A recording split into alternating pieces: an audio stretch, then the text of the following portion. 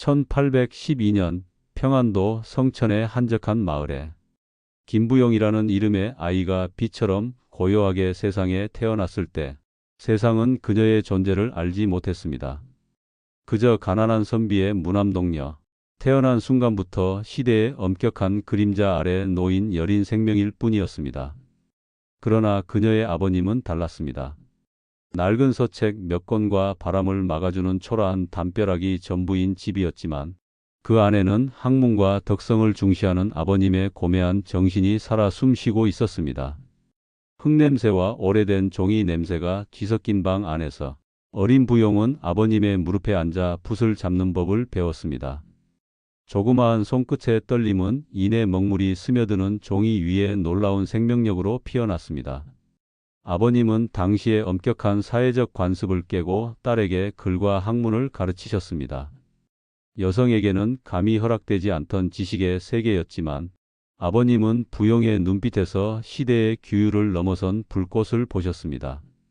부용은 그 기회를 놓치지 않았습니다. 4살에 천자문을 떼고 7살에는 이미 능숙하게 붓을 들어 시를 짓기 시작했습니다. 10살이 되기도 전에 그녀는 사서 삼경을 줄줄 외고 당대 문인들의 시를 꿰뚫어보는 경지에 이르렀습니다. 그녀가 읊는 시 한 구절에는 어린 나이답지 않은 깊은 사색과 감성이 담겨 있었습니다. 아버님은 딸의 재능에 때로는 눈시울을 붉히시며 너는 하늘이 내린 재주를 가졌구나라고 속삭이셨습니다. 부용에게 문학은 삶의 전부였고 아버님의 따스한 미소는 그녀의 세상 전체였습니다. 그들은 밤늦도록 촛불을 밝히고 앉아 시를 읊고 서로의 생각을 나누며 세상의 모든 근심을 잊는 시간을 보냈습니다. 아버님은 딸의 시 한 구절에 환한 미소를 지으셨고 그 웃음소리는 부용에게 가장 큰 위안이자 행복이었습니다. 부용에게 문학은 삶의 전부였으며 그것을 이해하고 응원해주는 아버님의 존재는 세상 그 무엇과도 바꿀 수 없는 소중한 보물이었습니다. 그녀의 붓은 단순한 도구가 아니라 자신의 감정과 생각을 세상에 표현하는 유일한 언어였습니다. 그녀는 자신의 영혼을 시 속에 담아냈고 그 시 한편 한편에는 꽃처럼 아름답고 강인한 그녀의 마음이 고스란히 담겨 있었습니다. 하지만 그 평화는 너무나도 짧았습니다. 그녀가 10살 되던 해 아버님께서 병환으로 쓰러지셨고 집안에는 먹구름이 드리웠습니다. 낡은 초가집에는 약초 냄새가 진동했고 부용은 어린 손으로 아버님의 이마를 짚으며 밤새도록 눈물을 흘렸습니다. 그러나 운명은 잔인했습니다. 아버님은 결국 병마를 이기지 못하고 세상을 떠나셨고 이듬해 어머니마저 남편을 따라 세상을 등지셨습니다. 12살의 소녀는 차가운 방 안에서 홀로 남겨진 고독과 싸워야 했습니다. 텅 빈 집안에는 바람 소리만이 맴돌았고 그녀의 어깨에는 당장 내일의 끼니를 걱정해야 하는 막막한 현실의 무게가 짓눌렀습니다. 세상의 모든 문이 굳게 닫혔을 때 부용은 비로소 기생이라는 절망적인 문을 두드리게 됩니다.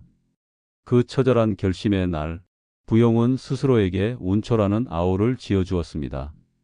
이는 구름 운에 초나라 초를 쓴 것으로 마치 자유로운 구름처럼 살고 싶었으나 초나라의 깊은 산 속에 갇힌 구름처럼 자신의 운명에 묶여버린 슬픈 이름을 가슴에 새긴 것입니다. 이는 자신의 영혼만은 속박되지 않기를 바라는 굳건하고도 간절한 투쟁의 서막이었습니다. 그녀는 이제 더 이상 아버지의 품에 안긴 어린 소녀가 아니었습니다. 차가운 현실 속에서 스스로를 지켜내야 하는 그리고 자신의 재능을 통해 삶의 의미를 찾아야 하는 운초 김부영이 된 것입니다. 성천의 기생방은 화려했지만 그 화려함 속에는 사람들의 욕망과 시기 그리고 기생들의 애환이 뒤섞여 있었습니다. 부용은 그 속에서 자신의 내면을 지키기 위해 고군분투했습니다. 검은고와 가야금 소리가 울려 퍼지고 술잔이 오가는 시끌벅적한 공간 속에서도 그녀의 방은 마치 고요한 연못 같았습니다. 방 한쪽에는 낡은 책들이 쌓여 있었고 촛불 아래에서는 붓이 종이 위를 거닐었습니다. 그녀는 밤늦도록 시를 쓰고 낮에는 손님들을 맞이하며 겉으로는 웃음 지었지만 그 웃음 뒤에는 깊은 고독과 슬픔이 숨겨져 있었습니다. 그러나 부용은 단순한 미모로 손님들을 사로잡는 기생이 아니었습니다. 그녀를 찾아온 이들은 그녀의 눈부신 아름다움에 매혹되었지만 정작 그들을 사로잡은 것은 그녀의 시였습니다. 부용은 억눌린 감정과 세상에 대한 고독한 성찰을 시로 풀어냈고 그 진실된 목소리는 당시 문인들의 마음을 깊이 파고들었습니다. 그녀의 시는 형식에 얽매이지 않고 진실된 감정과 고독, 그리고 세상에 대한 깊은 성찰을 담고 있었기에 그 어떤 명인의 작품보다 사람들의 마음을 울렸습니다. 그녀는 기생이라는 굴레 속에서 자신의 영혼만은 잃지 않았고 오직 시를 통해 자신을 세상에 표현하며 고단한 삶을 견뎌냈습니다. 그녀의 명성은 평양을 넘어 한양에까지 퍼져 당시 최고 지식인들과 풍류객들이 그녀를 만나기 위해 줄을 섰습니다. 부용의 방은 단순한 유흥 공간이 아닌 문학을 논하는 작은 살롱이었습니다. 그녀는 찾아오는 문인들과 밤새도록 시를 논하고 세상의 이치에 대해 깊이 있는 대화를 나누었습니다. 그녀의 지식과 통찰력은 남성 문인들을 놀라게 했고 그들은 그녀의 뛰어난 재능에 감탄하며 존경을 표했습니다. 부용은 그들과의 지적인 교류 속에서 자신의 예술혼을 잃지 않았고 오히려 더욱 단단하게 다져나갔습니다. 그녀는 시를 통해 자신의 고독한 투쟁을 표현했고 세상과의 유일한 소통 방식으로 삼았습니다. 그녀의 시 한편 한편에는 꽃처럼 아름답지만 강인한 의지가 담겨 있었으며 이는 그녀의 삶을 지탱하는 힘이 되었습니다. 부용의 시는 당시 기생들이 주로 읊었던 사랑이나 이별의 노래를 넘어섰습니다. 그녀는 자연의 아름다움 속에서 인생의 진리를 찾았고 인간의 존재론적인 고뇌를 깊이 있게 탐구했습니다. 때로는 세상의 불공평함에 대한 날카로운 비판을 담기도 했고 때로는 자신과 같은 처지의 사람들에 대한 연민을 표현하기도 했습니다. 그녀의 시는 단순한 감정의 토로가 아니라 시대를 앞서가는 통찰과 고뇌가 담긴 예술 작품이었습니다. 이러한 깊이와 진정성 덕분에 그녀의 시는 많은 이들의 마음을 움직였고 그녀의 이름은 단순한 기생이 아닌 시인 운초로 불리게 되었습니다. 그녀의 삶은 고단했지만 붓을 잡고 시를 쓰는 순간만큼은 그녀는 세상의 모든 속박에서 벗어나 자유로운 영혼이 될 수 있었습니다. 그녀의 시는 어둠 속에서 피어나는 한 송이 등불처럼 당시의 답답한 사회에 작은 울림을 주었습니다. 그러던 그녀의 삶의 한 줄기 운명적인 빛이 찾아왔습니다. 당시 평안감사로 부임한 연천 김이양과의 만남이었습니다. 김이양은 1755년에 태어나 부용보다 50살 이상 나이가 많았지만 그는 단순한 노인이 아니었습니다. 그는 조선 후기 학문과 덕망을 겸비한 당대 최고의 문신 중 한 분이셨습니다. 안동 김씨 가문 출신으로 예조, 호조, 이조 등 주요 부서의 판서지금의 장관급을 역임하며 나라 살림에 큰 영향을 미쳤던 분이셨습니다. 특히 함경도 관찰사로 재직할 때는 백성들의 세금 부담을 줄여주는 등 선정을 베풀어 백성들에게 존경받는 관리였습니다. 그의 너그러운 인품에 대한 일화는 당시에도 널리 알려져 있었습니다. 젊은 시절 가난했을 때 도둑이 솥을 떼어가는 것을 보고 오죽 가난하면 남의 집 솥을 떼어가겠소. 우리보다 못한 사람인 것 같으니 내버려 둡시다라고 말했다는 이야기는 그의 사람됨을 잘 보여줍니다. 이러한 김이양 대감에게 부용의 시적 재능에 대한 소문이 전해졌습니다. 그는 단순한 소문에 이끌린 것이 아니었습니다. 그의 깊은 학식과 통찰력은 부용의 시에 담긴 비범함을 알아보게 했습니다. 성천부사의 주선으로 두 사람은 마침내 마주하게 됩니다. 처음 그를 마주한 순간 부용은 그의 깊고 온화한 눈빛 속에서 돌아가신 아버님의 따스함을 느꼈습니다. 김이양 대감 역시 부용의 미모를 넘어선 깊이 있는 지성과 고매한 인품에 깊은 감명을 받으셨습니다. 부용은 자신의 간절한 마음을 시에 담아 그에게 바쳤습니다. 그녀의 시는 단순히 사랑을 갈구하는 노래가 아니었습니다. 3월 삼진날에 짝 잃은 제비가 어느 집 제비인지 알지 못하고 날마다 임의 집을 찾았더니 마침내 임을 만났지만 짝을 이루지 못하고 빈집에서 홀로 웁니다. 이 시에는 부모를 잃고 홀로 남겨진 자신의 처절한 고독과 김이양이라는 존재를 통해 삶의 새로운 의미를 찾고 싶은 간절한 염원이 절절하게 담겨 있었습니다. 김이양은 이 시에 담긴 부용의 진심에 깊이 감동하셨습니다. 그는 부용의 시적 재능이 기생이라는 신분 아래 갇혀 있는 것을 안타까워하셨습니다. 오랜 고민 끝에 김이양은 부용을 자신의 소실로 맞아들이기로 결심하셨습니다. 이는 당시 사회의 엄격한 신분 질서와 유교적 관념을 뛰어넘는 매우 파격적인 결정이었습니다. 그러나 김이양은 자신의 학식과 덕망을 바탕으로 이 결정을 밀어붙였습니다. 이로써 부용은 기생의 굴레를 벗어나 평생을 꿈꿔왔던 진정한 예술가로서의 삶을 시작하게 되었습니다. 그녀는 김이양과 함께 한양의 아름다운 정원, 녹천정으로 거처를 옮겼고 그곳에서 비로소 자유롭게 시를 짓고 학문을 탐구할 수 있게 되었습니다. 그녀의 삶은 김이양이라는 거대한 나무 그늘 아래서 비로소 활짝 피어날 준비를 마친 것입니다. 녹천정에서의 삶은 부용에게는 꿈만 같았습니다. 남산 아래 자리 잡은 녹천정은 수려한 경관과 맑은 샘물이 어우러진 아름다운 곳이었습니다. 김이양 대감은 순조 임금이 하사한 땅에 거대한 저택을 짓고 그 뒤편에 정자를 세웠는데 초록 이끼가 낀 맑은 샘을 바라본다 하여 녹천정이라 이름 지었습니다. 이곳은 단순한 거처가 아니라 부용에게는 세상의 모든 속박으로부터 벗어난 자유와 예술의 성소였습니다. 김이양은 그녀의 스승이자 영혼의 동반자였으며 그녀의 재능을 세상 누구보다 존중하고 아껴주셨습니다. 그들은 함께 붓을 잡고 거문고를 연주하며 시를 논하는 것으로 하루를 보냈습니다. 봄에는 정원에 만개한 꽃들을 보며 함께 시를 지었고 여름밤에는 녹음이 우거진 정자에서 시원한 바람을 맞으며 인생의 심오한 이치를 논했습니다. 가을에는 떨어지는 낙엽 소리를 들으며 삶의 덧없음을 노래했고 겨울에는 눈 내리는 창밖을 보며 고요한 사색에 잠겼습니다. 김이양 대감은 부용의 시에 화답하고 그녀의 뛰어난 통찰력에 감탄하며 아낌없는 칭찬을 보냈습니다. 부용은 김이양 대감의 깊은 학식과 경험에서 많은 것을 배우며 자신의 문학적 세계를 더욱 확장해 나갔습니다. 김이양과의 15년간의 사랑은 단순한 감정을 넘어 서로의 영혼을 깊이 이해하고 존경하는 완벽한 예술적 동반자 관계였습니다.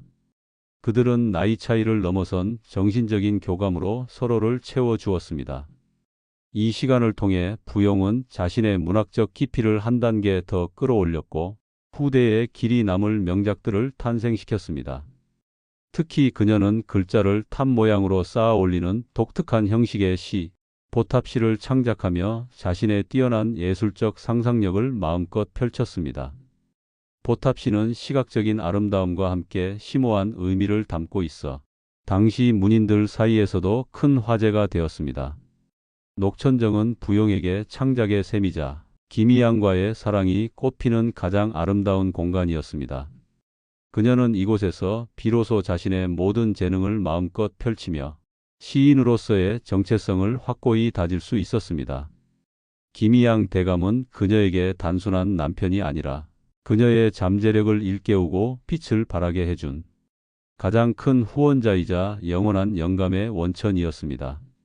그들의 사랑은 시대의 모든 편견을 넘어선 순수한 예술적 결합이었으며 이는 조선 문학사에 길이 남을 아름다운 이야기로 기억될 것입니다. 그러나 영원할 것만 같았던 행복에도 끝은 있었습니다. 1845년 김이양 대감이 91세의 나이로 세상을 떠나자 부용의 세상은 다시 한번 깊은 어둠 속으로 가라앉았습니다. 그녀의 나이 34, 가장 아름다운 시절에 그녀의 삶의 가장 큰 버팀목이자 영혼의 동반자를 잃게 된 것입니다. 깊은 상실감과 고독이 그녀를 덮쳤고 녹천정의 아름다운 풍경조차 그녀에게는 슬픔의 그림자로 다가왔습니다. 사랑하는 사람을 잃은 고통은 그녀의 심장을 갈기갈기 찢어 놓는 듯 했습니다. 부용은 김희양 대감의 사랑을 잊지 않았습니다. 그의 묘가 있는 양주 신혈동 근처에 작은 초가집을 짓고 살면서 남은 생을 그를 추모하는 데 바쳤습니다. 화려했던 녹천정의 삶을 뒤로하고 그녀는 스스로 고독한 은둔자의 길을 택했습니다. 매일 아침 저녁으로 그의 묘를 찾아 위로하고 그를 향한 그리움을 담은 시를 썼습니다. 차가운 묘비 앞에서 그녀는 김희양 대감과의 추억을 되새겼고 그 기억들은 그녀의 시가 되었습니다. 이 시기 그녀의 시들은 이전의 작품들과는 다른 깊은 슬픔과 애절함이 담겨 있었지만 동시에 변치 않는 사랑의 아름다움 또한 노래하고 있었습니다. 그녀의 붓끝에서는 눈물이 섞인 먹물이 흘러나오는 듯했고 그 시들은 읽는 이의 마음을 저미게 할 만큼 애절했습니다. 부용은 비록 홀로 남겨졌지만 김희양 대감과의 사랑이라는 가장 견고한 유산을 가슴에 품고 꿋꿋하게 삶을 이어나갔습니다. 그녀는 끝까지 자신의 정체성을 잃지 않았으며 시를 통해 영원히 김희양 대감과의 사랑을 이어갔습니다. 그녀의 삶은 고독했지만 그 고독 속에서 그녀의 시는 더욱 깊어지고 성숙해졌습니다. 그녀는 삶의 마지막 순간까지 붓을 놓지 않았고 김희양 대감을 향한 그리움을 시로 표현하며 그와의 영원한 재회를 꿈꾸었습니다. 그녀의 시는 단순한 그리움의 노래가 아니라 죽음조차 갈라놓을 수 없는 사랑의 맹세이자 시대를 초월한 영혼의 울림이었습니다. 그녀의 삶은 비록 불행한 시작과 외로운 끝을 맞았지만 그 모든 역경 속에서도 오직 사랑과 예술에 대한 순수한 열정만은 잃지 않았습니다. 그녀의 이야기는 고통 속에서 피어난 한 송이 연꽃처럼 우리에게 깊은 감동과 여운을 남깁니다. 김부용의 시는 운초당시고라는 이름으로 후대에 전해지고 있습니다. 그녀는 황진이, 임해창과 더불어 조선 의3대 시인 기생으로 불리며 오늘날에도 그 뛰어난 예술성을 인정받고 있습니다. 그녀의 삶은 한 여성이 시대의 억압을 뛰어넘어 오직 자신의 재능과 사랑으로 자신만의 길을 개척한 위대한 기록입니다. 김부용의 시가 오늘날까지 우리에게 깊은 울림을 주는 이유는 무엇일까요? 그것은 바로 그녀의 시에 담긴 진정성과 보편적인 감정 때문입니다. 그녀는 기생이라는 신분 때문에 겪어야 했던 아픔과 고독, 그리고 김희양 대감과의 나이를 초월한 사랑, 그리고 그를 잃은 슬픔까지 자신의 모든 감정을 시에 솔직하게 담아냈습니다. 그녀의 시는 단순한 언어의 유희가 아니라 삶의 고통 속에서 피어난 영혼의 절규이자 아름다움을 향한 간절한 갈망이었습니다. 그녀의 시를 읽는 이들은 시대와 신분을 넘어 그녀의 감정에 공감하고 그녀의 삶에 깊이 몰입하게 됩니다. 김부용은 조선시대 여성으로서 감히 꿈꿀 수 없었던 자유로운 예술가의 삶을 살았습니다. 그녀는 사회적 편견과 제약에 굴하지 않고 오직 자신의 재능과 열정으로 자신만의 길을 개척했습니다. 그녀의 삶은 후대 여성들에게 용기와 영감을 주었으며 예술의 힘이 얼마나 위대한지를 보여주는 살아있는 증거가 되었습니다. 그녀는 비록 역사 속에서 잠시 잊히는 듯 했지만 그녀의 시는 시대를 넘어 살아남아 오늘날까지 많은 이들에게 감동을 선사하고 있습니다. 그녀의 이야기는 우리에게 진정한 사랑의 의미, 그리고 어떤 어려움 속에서도 자신의 꿈을 포기하지 않는 용기를 가르쳐 줍니다. 김부용의 삶은 한 편의 대하 드라마와 같습니다. 가난한 선비의 딸로 태어나 천재적인 재능을 가졌지만 부모를 잃고 기생이 되어야 했던 비극적인 운명. 그러나 절망 속에서도 시를 통해 자신의 영혼을 지켜냈고 나이와 신분을 초월한 운명적인 사랑을 만나 진정한 예술가로 거듭났습니다. 그리고 사랑하는 이를 잃은 슬픔 속에서도 변치 않는 사랑을 시로 노래하며 삶을 마감했습니다. 그녀의 삶은 고통과 아름다움, 슬픔과 환희가 교차하는 인간 본연의 모습을 보여줍니다. 오늘날 우리는 김부용의 시를 통해 그녀의 뜨거운 열정과 깊은 감성을 느낄 수 있습니다. 그녀의 시는 단순한 옛날 이야기가 아니라 시대를 초월하여 우리에게 삶의 의미와 사랑의 가치를 되새기게 하는 불멸의 유산입니다.